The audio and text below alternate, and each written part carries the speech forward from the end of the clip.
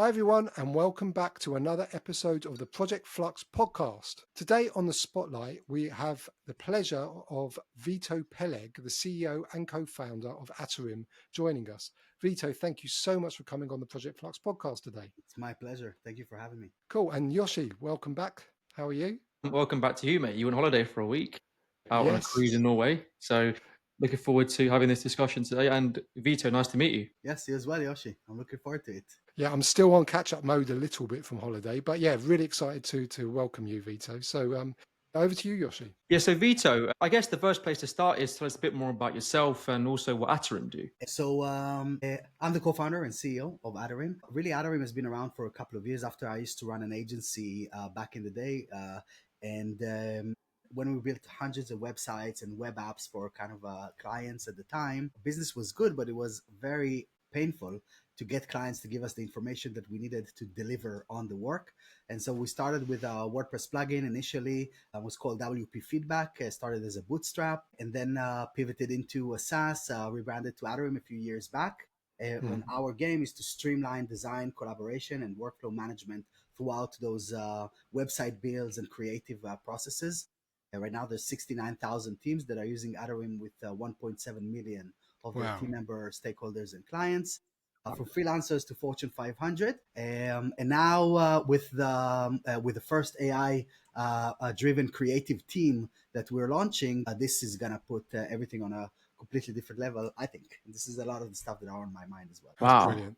And we're going to launch quite a lot into that, in depth into that. But before we do, we always have a bit of a tradition, Vito, of asking people, because we're mainly around AI in project delivery and how that's impacting people's lives. There's so much going on and it's happening so fast. We like asking cool people like you, what is on your mind at the moment? What's the big thing kind of either worrying you or exciting you about the rise of AI in the industry? I think that for me is the evolution of MCPs over the past couple of weeks and single months before us. This brings a level of control that was just not possible by any means unless you are human. And so from an AI perspective, this is to me, one of the more exciting new technologies. Even though it's just kind of a wrapper of an API, it just unlocks like so many different use cases, especially from a workflow perspective, which is where we live. Yeah, it's funny you say it. I literally just got off a call with somebody and I was talking about it. They were talking about some of the trials and tribulations of having to deal with APIs, and actually it takes away a lot of the pain. And they kind of suggested that it's similar to HTML. You know, back in the early days, it created some kind of common standard, and we're having the same now with these MCPs. And I think you're right, people are underestimating sometimes a really simple kind of concept like this, just a way for agents to talk to each other and to talk to applications, is immensely powerful. It's insane.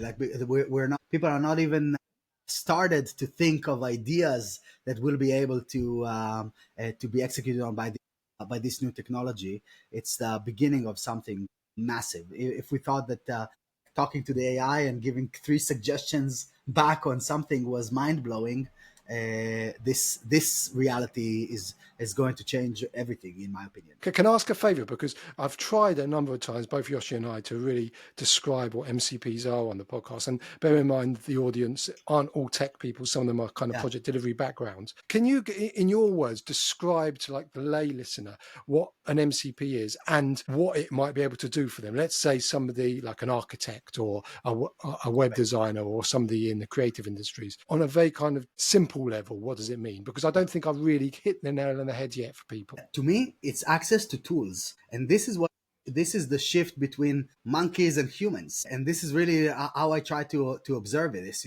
This is the next level of evolution that we're seeing from the AI now that we can give it access to tools and it can go and decide which one to pull or push, and those kind of actions. That's where it really becomes interesting, rather than just talk to it, but actually allowing it to do stuff, to perform actions on the technical level.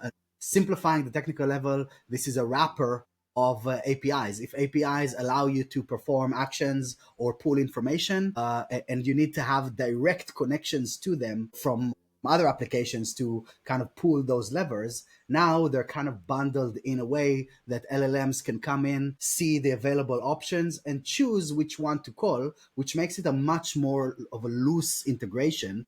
This also means that you don't need to maintain it on a technical level. If they change something, they just change the instructions for the LLM instead of the connection breaking, which is what happens when you do like straight up API connections. But at the core of it, it is the next level from talking to an AI to actually allowing it to perform actions and retrieve information through language rather than specific connections. Yeah. So moving into this agentic era where we want things to actually be doing stuff, performing tasks, performing functions, it's absolutely crucial, isn't it? Because I think most people are still stuck in the using that kind of level 2, using chatbots as a very passive system. It's quite a big step for people to then actually allow artificial intelligence to go on and perform actions and do things and book a holiday on your behalf, or but I think the MCP then gives you some kind of confidence that things are being done in the right way if you are allowing it to go into various systems. I don't know if if we have that confidence. I think that APIs are way more reliable in performing a specific action. I think that what is exciting is the exploration part of it, where it has that decision. And when you're working with a team member, unless you're very much a micromanager and then you work like an API, you tell it, go click here, do that. And then sometimes they would, but more often than not, you give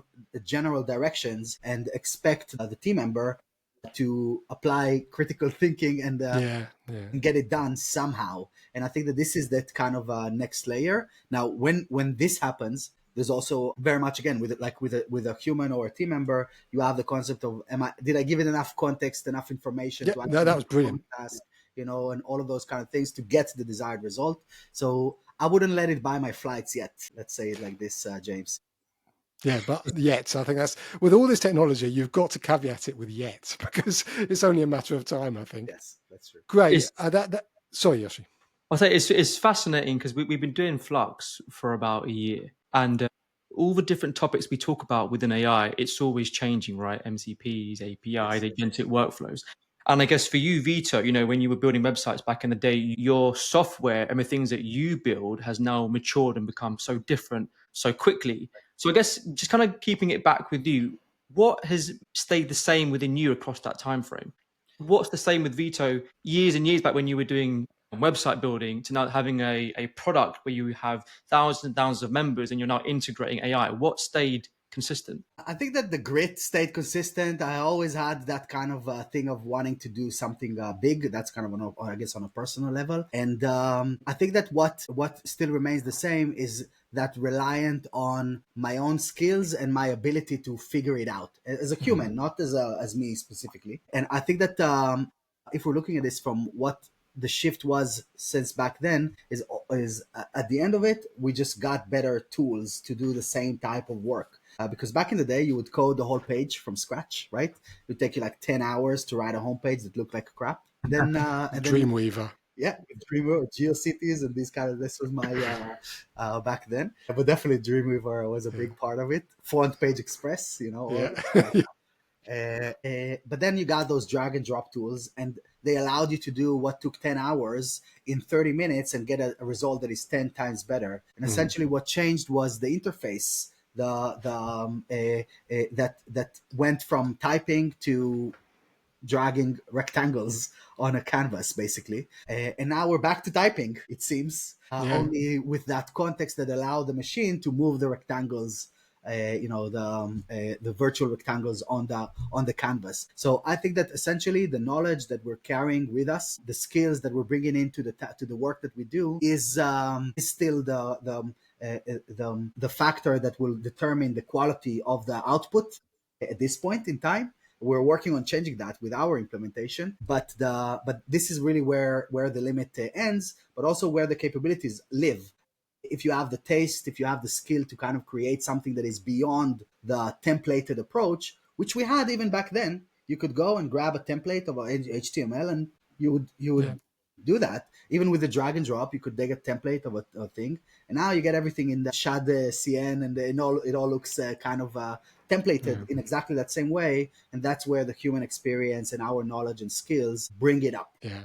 Isn't it funny? Because, we've got this whole kind of rise of what people are calling vibe coding now. So it's a similar thing, I suppose, before you said it took 10 hours to write a really crap looking homepage, and now you can do it all of a sudden. It was a game change when you could do it quicker. And now it's the same code. It used to take you ages to create a proof of concepts, and you'd have to code it from scratch. And now you can use the Replits and Lovable to come up with something very, very quick. So I think we're going through a similar thing. And it reminded me of a podcast I was listening to earlier today, which is the OpenAI podcast. And they said that what this technology is going to do is it's going to be a reemergence of the ideas person.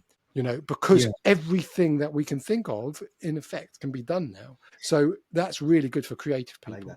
Which brings me to it would be remiss of me not to talk about this, because I noticed from your bio that you were in a rock band, which is quite close to my heart, because it's something that I enjoy doing as well.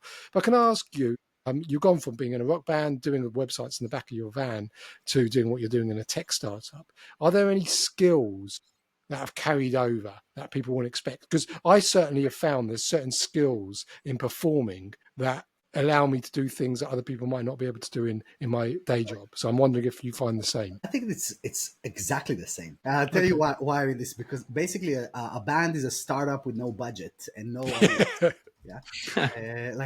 a commoditized offering that no one really wants, and you're trying to shove it down people's throats, your music. Even after 30 years, Exactly that. And you have to be and because you have no budget, you have to be inventive. You have to do guerrilla marketing, and you're basically bootstrapping everything to the bone. And the ones that actually make it are the ones that are doing the work.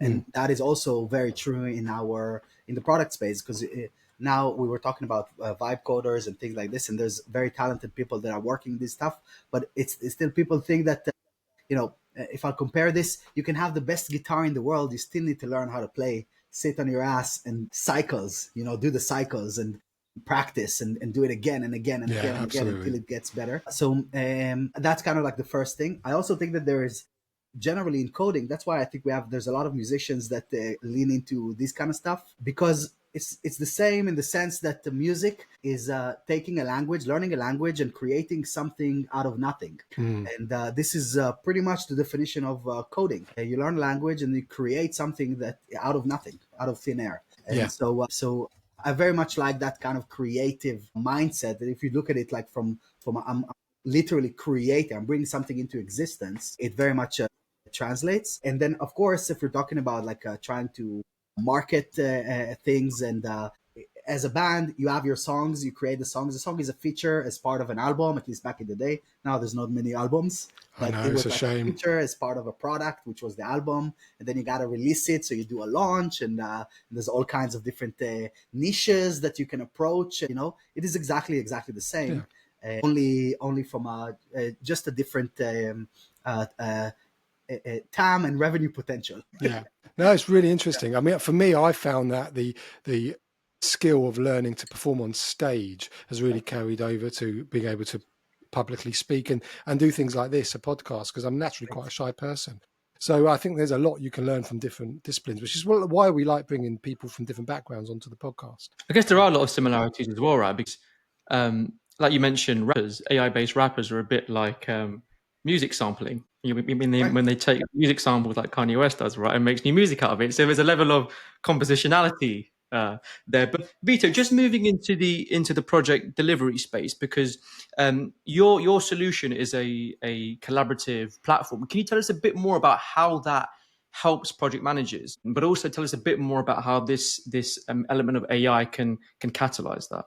So what we found, which was really interesting, is that there is an inherent increase of between 500 to 700% in the delivery time of every creative project, just if you want to work with other people. So, and I'll give you a couple of examples. Wow. If I'm building a small website on my own, if I know what I'm doing, in 3 days, 5 days, I'm done. Yeah. If I have a client, the 3 days become 6 weeks on average. And but even if you look at this from a bigger perspective, where as a product team, I'm sure everyone experienced the developer that came in and said, yeah, in 6 months we're done. And then a year and a half later, still iterating, still working through the kinks. And even at the smaller scale, if we're just doing a single slide, in Canva or PowerPoint, if you know what you're doing, you can drag and drop it in about 5 minutes. But if I need you, Yoshi, to approve it, if we're both on it, it's going to be 30 minutes just waiting for each other. But on average, this is going to be a week, of me waiting for you. You have other things. You're waiting for me. I have other things. And, all of these back and forth. That's one problem that, and this is in the current reality with AI squashing the creation time by around 70 to 90% further. We're facing an immediate future where creative collaboration increased delivery time by 50 to 70x, 5,000 to 7,000% increase in the delivery time, just because you want to get your work done better through collaborative exercise with a team. That's one aspect. The other part is that creative communications in nature are vague. In fact, we did a research on this, and we ran tens of thousands of email communications that are already, we have within Atarim. There's like an email inbox that agencies use this like as a kind of a built-in Zendesk, or let's say, and so we have that, and we also have the visual collaboration interface that allow people to click any part of the page and leave a comment and things like that.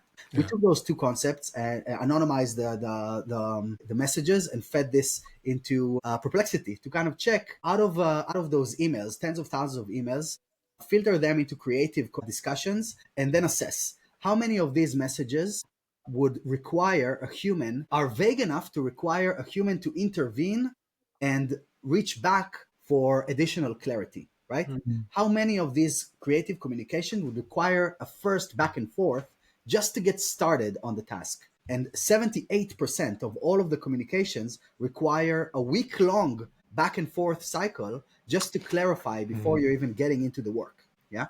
And so this is another huge component of what creates massive lag in the projects. So with those 2 points in mind, creative communications, if communicated via text, are vague in nature. And the fact that delivery time increases that collaboration time increases delivery by 5 to 7x at the moment, that is really how we're coming into this and trying to chop away at these elements. And what we do is we cut the time in half just by focusing on these elements and creating the exact same experience that you have in other stages of the workflow.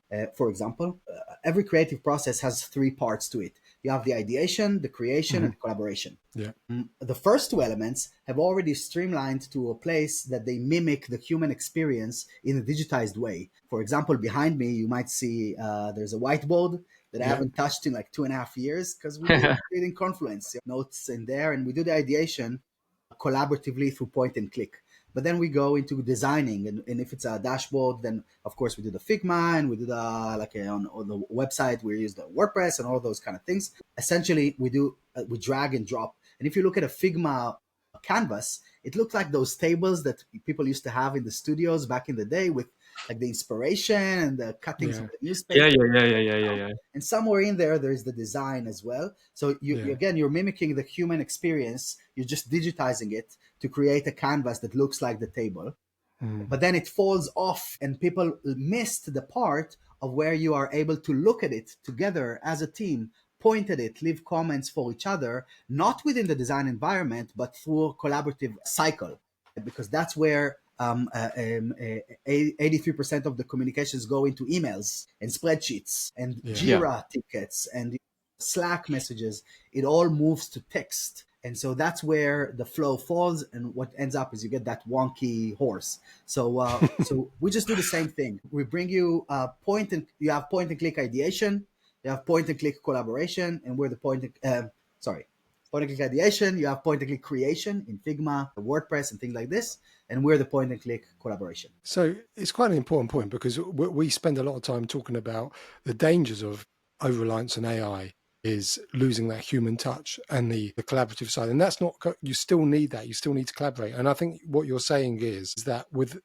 kind of losing that skill, and that in the end, even though we might speed up some processes through the use of AI, other processes might get longer because we're not collaborating properly and we're being vague and we're not. So that's what you're trying to solve there. So that's the first time I think we've heard that, someone trying to solve a problem which is a consequence of digitization. Would you say, Yoshi? Yes. I would also say, because I agree with you, I think that language itself is significant, it's effective, it's what sparked the cognitive revolution, all these different things. But equally, it can be quite slow as well, right? And it takes my mind to kind of what Neuralink are doing, right? Which is the ability to have these BCIs and say, can we communicate telepathically? So with bringing in AI to improve communication is a double-edged sword, because it is effective for people who I don't think communicate effectively traditionally, because it allows them to tailor and personalize communications and write it in certain ways. But I also think you have that adage of homogeneity. Things become homogenous, and you actually lose human richness in conversation. And as a creative person, Vito, that people like creativity, they like diversity in the way that they communicate through these different means. This dynamic is one which I think is quite controversial. And I don't know, people either sit on either end, but being able to have that discussion and showcase where the limitations are and where the strengths are, I think is important dialogue. I think that I'm looking at this from a perspective of what makes something great. And if we look at this at the broadest sense of things, in order for something to be of quality, it has to have two components to it. You have to have good execution, and you have to have a coach that shows you the things that you don't know that are there, that shows you behind the corner, right? That kind of flags, that allows you to avoid arrows in your back because they already had them. Anyone great has a coach. And so, but even if we're looking at it from a company perspective, you have the junior folks, and then you have the senior folks that are the coaches of those junior ones, or the managers, so that they kind of give you insights and information. Or you might go to and do a course. In order for us to do something great, we have to go beyond our current abilities of just executing. But if I'm looking at this from, that's where collaboration comes in. That's that layer that brings the quality up through interactions and through additional opinions and knowledge that is beyond of the person that executes.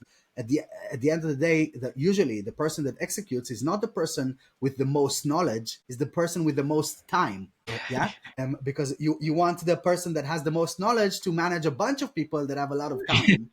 To allow them to execute more, right? And so this is kind of like the two elements to it. So by design, the person that does the work usually doesn't know how to do it the best. You know what I mean? And even if we're looking at this from a platform's perspective, all of the tools that are working, or that we're working with in the creative space, they are your yes man. Lovable and Replit and all of those type of tools, they just do what you say.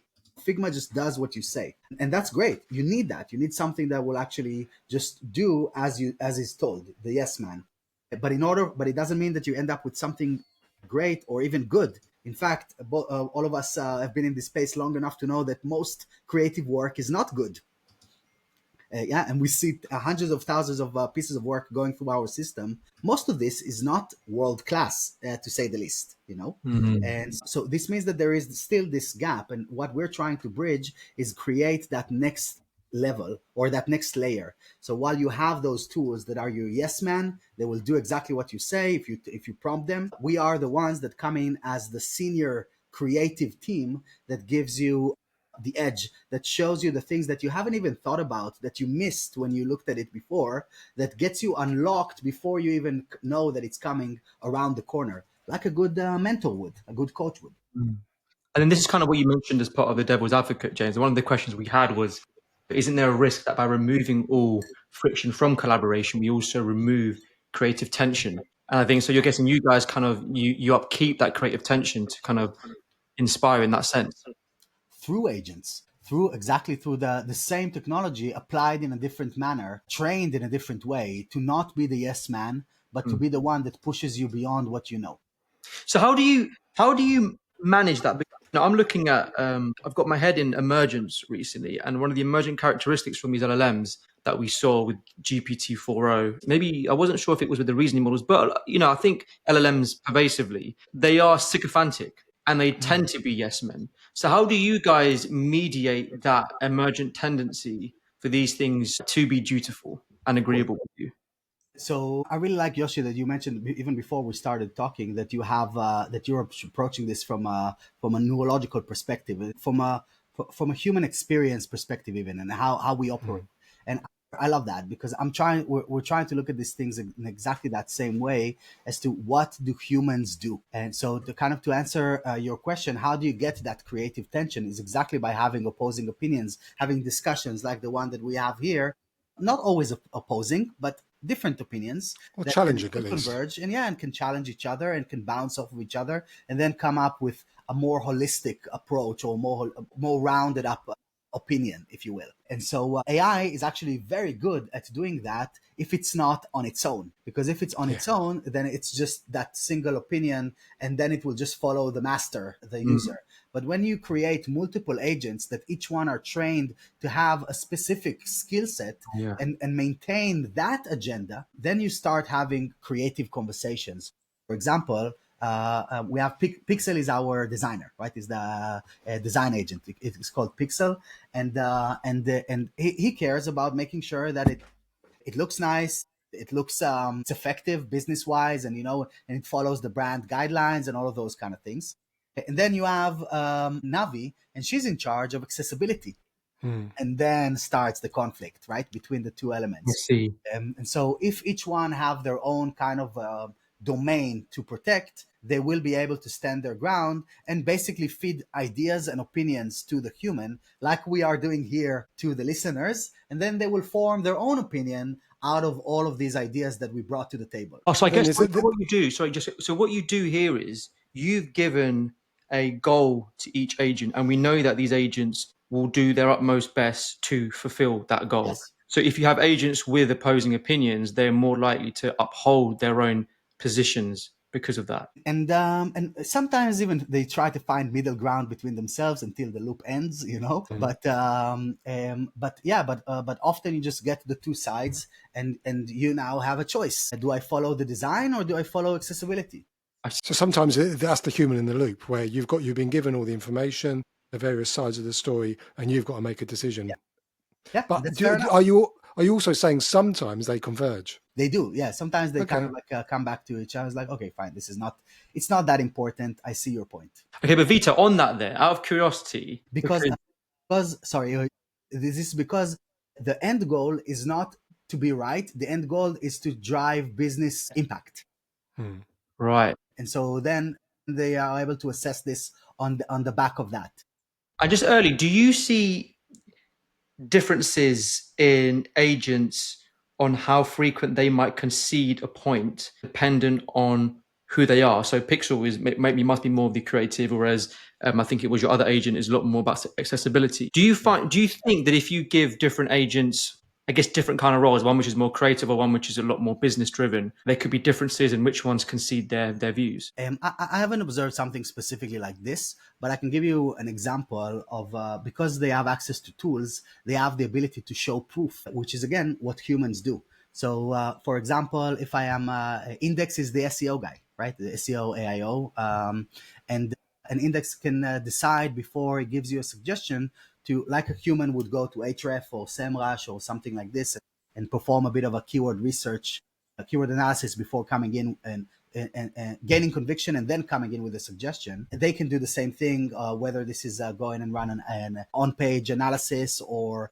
a SERPs analysis and those kind of things, and then come back and point to a data point. Wow, that is And it's interesting. like, oh, look, because of this, we can't do that, Pixel.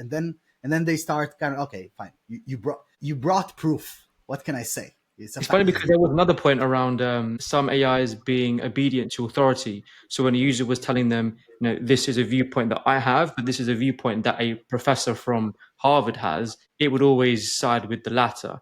And I'm guessing that might be a similar thing with statistics. Is it because it's an informed opinion backed by evidence, it's more likely to follow it, whether or not that might not be true because of hallucination. You have these second order consequences. It just abstracts everything. But also, what happens if there's conflicting proof, which often happens, especially in the project realm? You can have two pieces of proof that are both true, but both pointing us in different directions. I'm also interested because we've heard a lot.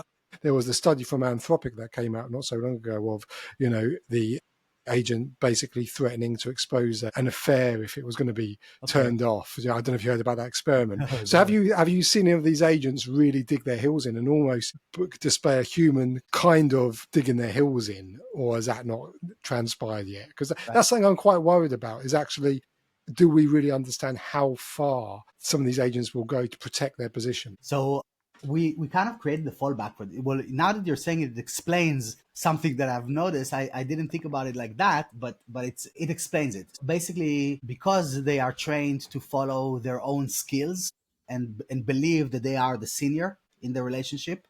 So they do tend to, they used to do exactly that. Whereas like keep giving you the same response. I know what I'm saying. Just change this color from this hex code to this hex code and it's going to be fine. Just do that. But then it becomes annoying if you're starting to debate with them. And so that's why we have Claro. And Claro is the project manager, which is exactly what happens in a human team. You have the developers and they dig in. A lot of times they would kind of, I know what I'm saying, or the UX person, I know I've done my homework. I know we got to do it in this way. This is the right way. And then the project manager have the softer skills to kind of come in and gather information from all of those kind of things, and even say, look, this is a bit out of scope, or it's getting out of hand, or just be the sensible person in the relationship. And because his role is not technical in nature, as a project manager, it's about communications. It's about adding clarity to everyone involved. Then it doesn't lock in on an opinion. So when you were training these agents, I assume it was a very different set of prompts you needed to use for the project manager compared to the the other ones.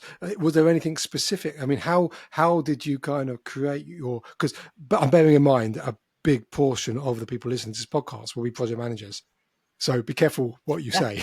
That's cool. But I've done this for years. Were there certain kind of features around their personality that you had to code in to make them a good project manager agent? I'll tell you, James, each one of the 6 agents is a human I know. Okay. Wow. He emulated it. But you're not going to give us names. Some of them know already. I sent them the pictures and they liked it, They approved it.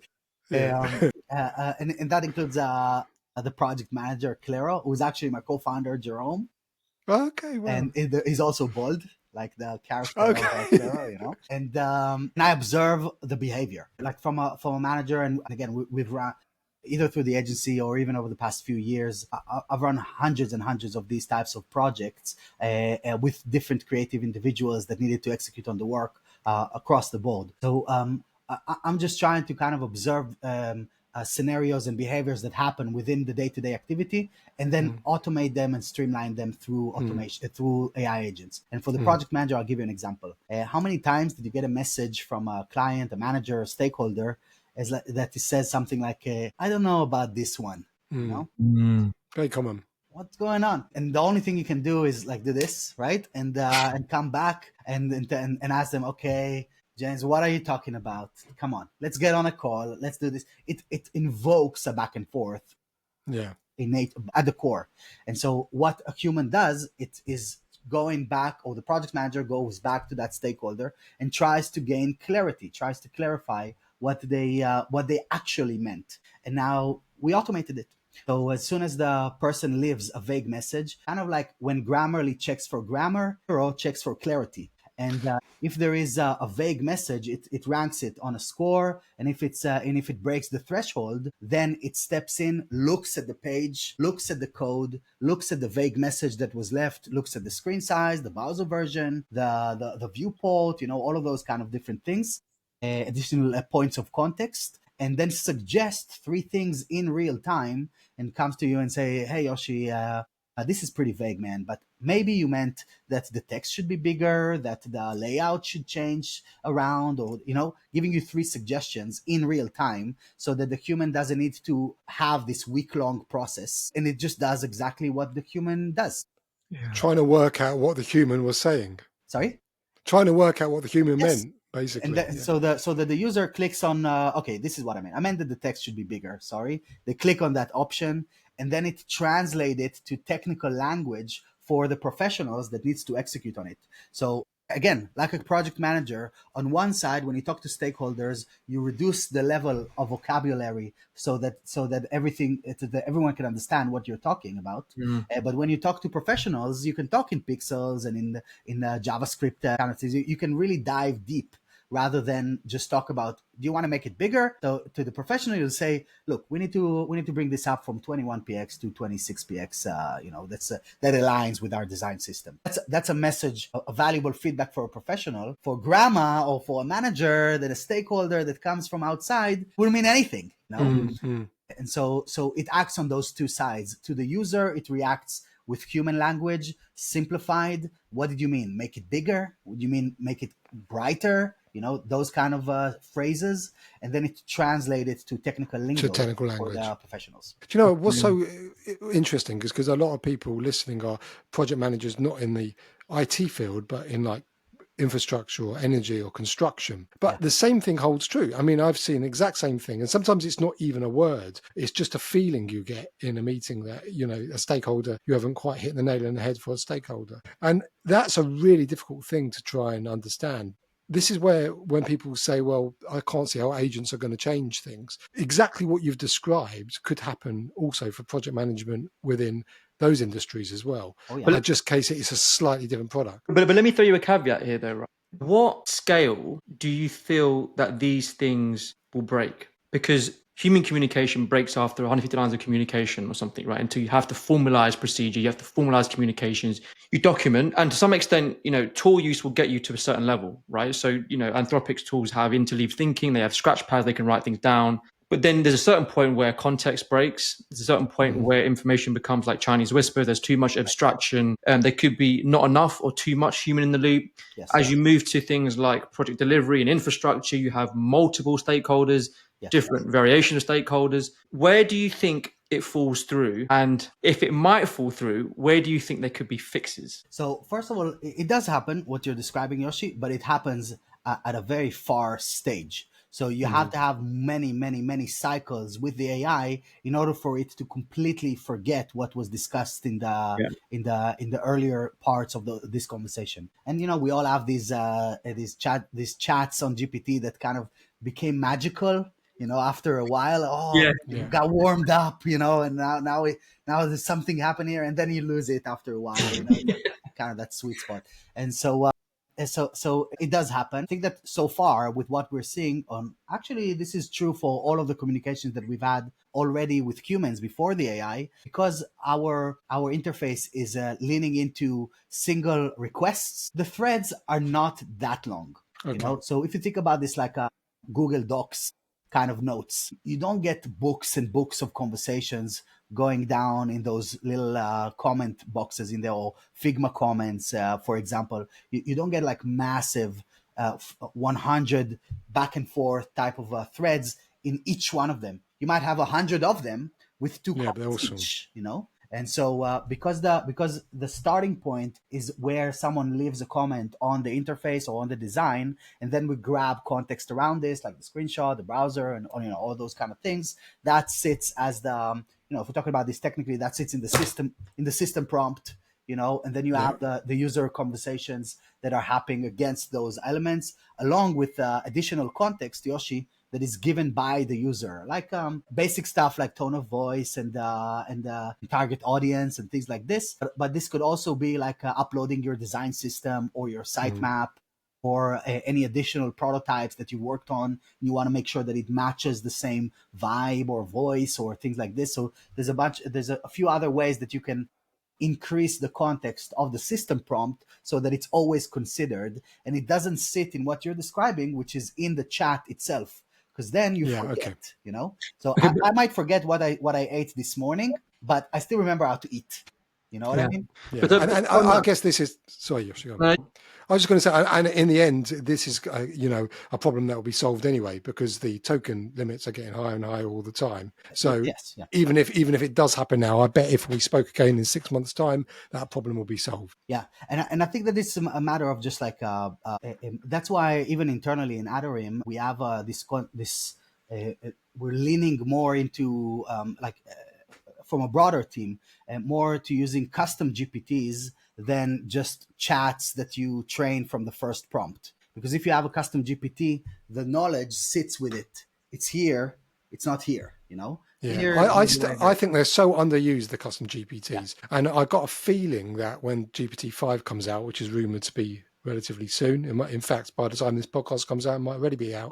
But I think that's going to be quite a big feature on it, because you're right, it's containing it within one environment to make it quite a kind of vertical solution to.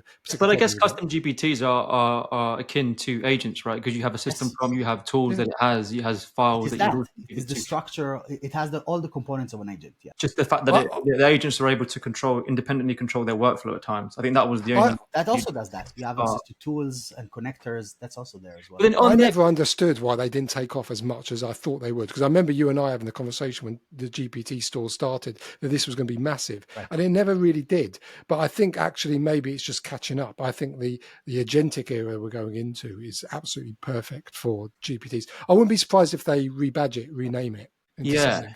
And then this is really fascinating because, Vito, we've never really had a creative in this sense on the podcast from a design perspective outside of construction. But you mentioned giving things context, and we've touched a lot on linguistics and AIs which thrive off of text. But I guess for you, the ability to have multimodal capabilities, agents which can understand video and images, would also be extremely beneficial. Can you speak a bit more about how you intend to, I guess, add that dynamic of, text-based information, video information, image? How would you feed that to your agent, and where would they sit within your workflows? It's a great point. So first of all, up until 2 months ago, this was not possible at all. If you guys remember, about 2 months ago, images became way better. Yeah. Right? Yeah.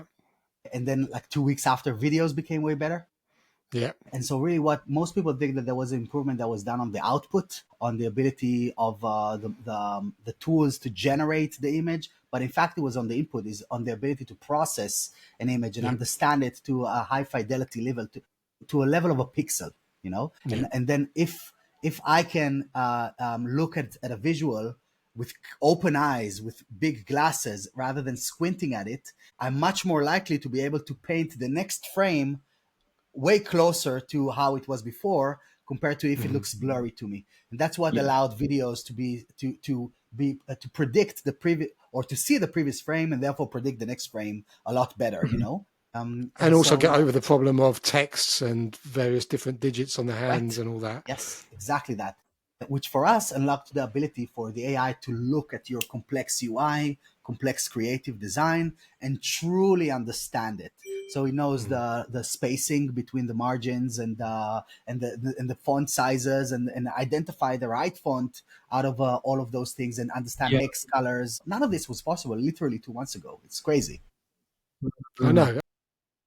And so yeah, please, Yoshi. The one for me, because the one that got me right, because I was looking at VJEPA, and it's Yang LeCun from Meta saying, a lot of these large language models won't thrive because they're working off of text. And the thing that got me was when it was like talking about gravity, and it was like these LLMs understand gravity through what it's been told through text. It doesn't experience it. Right. Yeah, that's true. And without actually being able to primarily experience something, how do you actually understand that meaning? You don't. You're only pattern matching. So with the ability of visual data, which is limitations because it's so information intense and we can't store it, we can't process it. But this would be a game changer. Once we have laws more kicks in, and you're able to actually store and train things on visual data, auditory data, and textual data, feed those into agents, you have something which is a lot more meaningful. And you can do that already with RAG systems. This is exactly where this reality has gone into. But you're correct that there was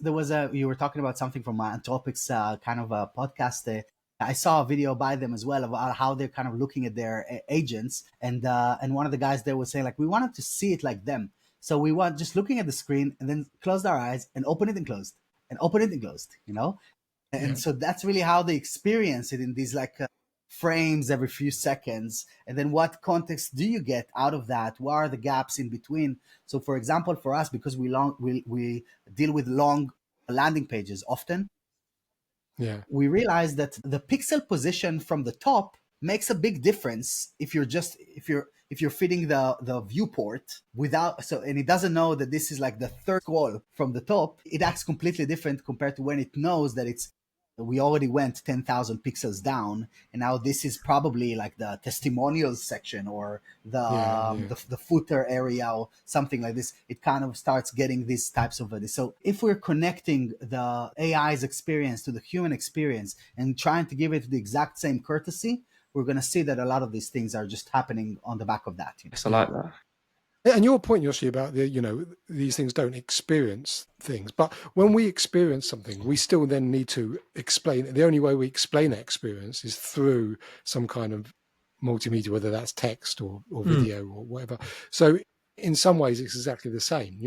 The actual output of that experience is still within these systems. Yeah, the thing is for me, because I was a lot of my research back in the day was eye tracking and visual stimulation. So I'm a big fan of vision being our strongest sense. And the amount of data we process in our brains, 10 to 50 megabits per second, a lot of that is because of our vision, not because of everything else. And I feel like until I guess you have an embodied AI like a robot, which allows you to process your visual stimulus continuously and store that, I don't think it will be able to understand the meaning that we as humans understand, because it's such we're getting deep today. But it's a whole thing, but it is fascinating. It has been a fascinating conversation, but unfortunately we are kind of coming to the end. We just got a couple really quick questions, Vito, just to kind of sign off with, if that's okay. Please. So the first one is, what's a bold bet you're making that others might think is a little crazy, particularly around AI? I think that I'll connect it to creative space. I think that we've seen about 10 years ago how Adobe, how people used to create the design inside Photoshop, even for a basic website or something like this, and then hand it off to a developer to develop. When tools allowed us to drag and drop inside the browser, that stage died. And I think that and the reason why it happened to website is because these are easier interfaces to create. So this transformation has already happened to websites where they moved into the browser to be created there completely. Now we're witnessing the exact same thing for complex UI, which means that Figma is a huge threat at the moment, because I believe that this creation stage that happens inside Figma is going to die off, very much like the Photoshop stage died for more simpler projects before. That's not the first time I've heard that, actually. That's interesting. I read that somewhere. And I think that's why they released Figma sites, because they understand that the creation is moving into the browser rather than having two stages. Vito, how would you want your work to be felt by those who use it? To be felt. I want to make sure that every creative person feels that they have a team around them. Nice. Succinct. And that's exactly. But that is important, because there's this whole concept of micro companies. So having teams doesn't necessarily mean to be human teams, and having these incredibly agile, hardworking agents doing stuff for you basically gives you the power. Everyone the power, going back to what I said before, to become the creative person. I've got one more question, if you don't mind, because I'm genuinely interested in this as a muso and a creative person. What's your thoughts on these music solutions? Because when I do presentations, the one thing that really kind of opens up people's eyes is when I show them either the video, like the VO examples, or things like Suno. And what I often do is I make a song for the conference, and people are just blown away. But my musician friends are very torn with things like Suno and Udio. What's your take on it? So I can tell you, I listened to, I think it was about 2 years ago, I listened to like a Beatles song that was done by AI. I shed a tear. I felt like I listened to a Beatles song that I've never heard before, and it was magical at the time. And so I do think that there is merit to it. I understand how people are concerned, and this is going to be the same across the board. I think that we're kind of moving from a music perspective, or maybe we've already have to some degree with DJs, and as you mentioned, Yoshi, with sampling and things like that. I think we've already kind of passed that stage. People understand that music is art, and like photographs is not meant to, or it did replace artists at the time, but they just emerged to be something else. Exactly. Yeah. And so I think that this is exactly what's going to happen. You're not going to see maybe Audio Jungle. Do you remember Audio Jungle? The platform you bought like royalty-free music. I don't know, why would you need that anymore if you can spin up a song in a few seconds? Kind of like a Shutterstock as well. But still, if you're trying to create art, it's about the feeling and that feeling of being on stage, James, that you described. That is, to me, at the core of the artist experience, is that kind of connection with people and crowd. Yeah, which is why live music prices have gone through the roof, isn't it? Right. Yes. Vito, we have to bring it to a close, unfortunately, because Yoshi and I could talk to you all day, I guess. Thank you. Can you let us know where people can find out a little bit more about you? And yes, so you can find me on X or on LinkedIn, Vito Peleg, and we're currently with early access with our first AI creative team. Go to atarim.io/early access or early-access, or even on the homepage you'll see that. And yeah, we're giving away free credits. We want to make sure that we have a good, solid group of few thousand folks that are joining the early access in the next couple of weeks, and we work with them closely together. They're joining our product team for 2 weeks to iterate quickly through free credits and just community experience. And this is what the next couple of weeks are. We're highly focused on that. So if you want to join the party, that's where it's at. Cool. I'll put the link on the show notes and the link to your X and LinkedIn site. But Vito, thank you so much for joining us. It's been an absolute pleasure to have you on. Thank you very much. Take care. Okay, guys. Project Flux is here. That's a wrap for today's episode. But before you go, exciting news. Project Flux is teaming up with Project Management Global to bring you the latest in AI-driven project delivery and essential management insights. Through this partnership, expect weekly AI insights, practical tools, and expert thought leadership, ensuring you stay ahead in the evolving project landscape. Stay tuned for exclusive content, joint research, and strategies to supercharge your project outcomes. You can learn more at www.pm-global.co.uk and be part of the future of project management. See you later. Project Flux is here.